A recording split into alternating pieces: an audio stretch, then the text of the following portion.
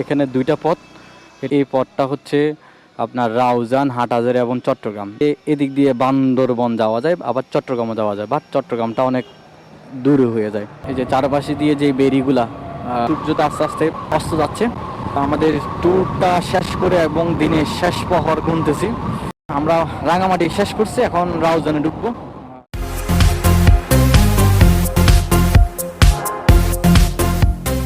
এটা হচ্ছে দোয়েল চত্বর। এখান থেকে এটা দুইটা রাস্তা, একটা হচ্ছে ওই দিক দিয়ে হচ্ছে পলওয়েল পার্ক, আর এদিক দিয়ে হচ্ছে ঝুলন্ত ব্রিজ। সো আমরা চলে যাচ্ছি, আমাদেরকে সন্ধ্যার আগেই শহরে ঢুকতে হবে। এখন প্রায় বাজে 3টা। আমাদেরকে সন্ধ্যার আগেই চট্টগ্রাম শহরে ঢুকতে হবে, না হয় কিন্তু পাহাড়ি রাস্তায় রিস্ক হয়ে যায়। এখন রাঙামাটি থেকে চট্টগ্রামের উদ্দেশ্যে যাত্রা করতেছি। এখানে দুইটা পথ। এটা হচ্ছে, এই পথটা হচ্ছে আপনার রাউজান, হাটহাজারী এবং চট্টগ্রাম। এখান থেকে রাউজান 24 কিলোমিটার, হাটহাজারী 36 এবং চট্টগ্রাম হচ্ছে 49। আর এই পাশে যদি যেতে চান তাহলে এদিক দিয়ে বান্দরবন যাওয়া যায়, আবার চট্টগ্রামও যাওয়া যায়, বাট চট্টগ্রামটা অনেক দূরে হয়ে যায়। আর আমরা এখন আছি, এটা হচ্ছে যে কি খাগড়া বাজার থেকে দুইটা পথ, একটা হচ্ছে এইদিকে, একটা হচ্ছে এদিকে। সো আমরা চট্টগ্রাম যাব, সুতরাং এখান থেকে এদিকে মিহাদ আছে। কিরকম মিহাদ কাজকে অনেক প্যারা দিয়ে দিছি আমি, জানি না ওর কিরকম লাগছে। মনে হচ্ছে যে এই রোডটার বাঁকটা অনেক বেশি। আমরা যখন আসছিলাম তখন আরেকটা রোড দিয়ে আসছিলাম, এখনও চট্টগ্রাম পৌঁছাতে প্রায় 48 কিলোমিটার জানি না সন্ধ্যার আগে হয়তো পৌঁছাবো কিনা, বাট চেষ্টা করবো যে পাহাড়ি রাস্তাগুলো সন্ধ্যার আগে যাওয়ার জন্য, কারণ কোনোভাবেই সন্ধ্যার সময় পাহাড়ি রাস্তাগুলো ঝুঁকি নেওয়া কোনোভাবেই উচিত হবে না। আর এই সিএনজিগুলা ভারী মাল বোঝাই বহন করে এই ভারী পাহাড়ি রাস্তাগুলোকে উঠতেছে কীভাবে, এক্সপিরিয়েন্স হয়ে গেল আর কি, মানে খুব অভিজ্ঞ এরা। অবশেষে পাহাড়ি রাস্তার সমাপ্তি, এখন প্রায় সমতল। এই রাস্তাটা আমি কিন্তু চালায় অনেক মজা পাইতেছি। প্রথমত মোটামুটি রাস্তা ফাঁকা আছে, আর দ্বিতীয়ত যেটা খুব মানে কি সোজা লেন। পানিরহাট বাজারে খুব গ্যাদারিং হচ্ছে, বেশ ব্যস্ত একটা বাজার, একটু হালকা হালকা জ্যামও আছে। আমাকে একটু পাশ কাটিয়ে যেতে হবে, কিছু করার নাই। কাপ্তাই হয়ে রাঙামাটি যে রোডগুলা, তার চেয়ে বেশি এনজয় করতেছি এই রোড। মানে একদম সোজা রাস্তা, টানতেও খুব আমার ভালো লাগতেছে, আর রাস্তাও খুবই অনেক ভালো। আশা করি সন্ধ্যার আগেই চট্টগ্রামে পৌঁছে যাব।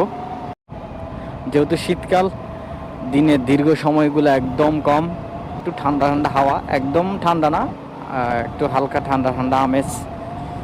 ক্যামেরা একটু ডিস্টার্ব করতেছে, মেবি কোনো একটা আপডেট চাচ্ছে বারবার, সো প্যারা খাচ্ছি, এই জন্য ফুটেজগুলো একটু কাটিয়ে হচ্ছে। প্রায় অন্ধকার হয়ে যাচ্ছে, আমাদের এখনও 40 কিলোমিটার বা 35 কিলোমিটার বাকি।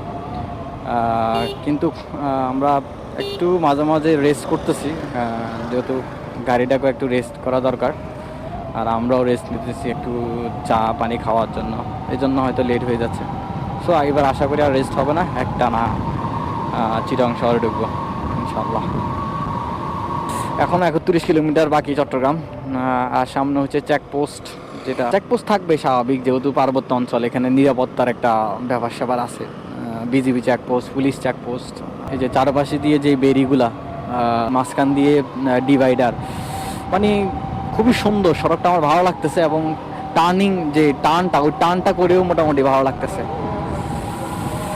সো হালকা একটু শীত শীত ভাব, এবং বাইক অসাধারণ আসলে, মানে মজা পাচ্ছি। আমার গাড়ি প্রায় 80-র কাছাকাছি 5 গিয়ারে, মানে রোডটা খুব এনজয় করতেছি।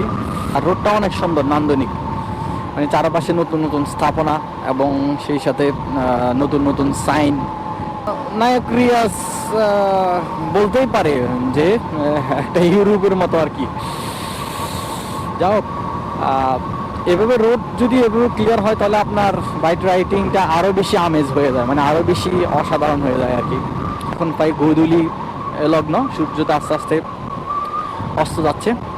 আমরা আমাদের ট্যুরটা শেষ করে এবং দিনের শেষ প্রহর গুনতেছি। আমরা রাঙামাটি শেষ করছি, এখন রাউজানে ঢুকবো।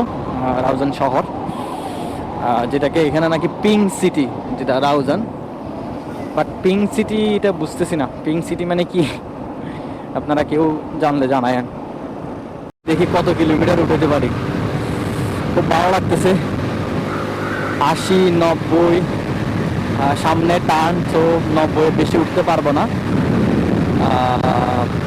বাট এনজয় করতেছি রোডটা। 4 লেনের রোড, রাস্তায় গাড়ি ঘোড়া তত বেশি নাই, তো একটু টানলাম আর কি। 93-92, রোডটা বেশ মানে রাইড করে বেশ এনজয় করতেছি। 96, 100 না, 100 তোলা ঠিক হবে না।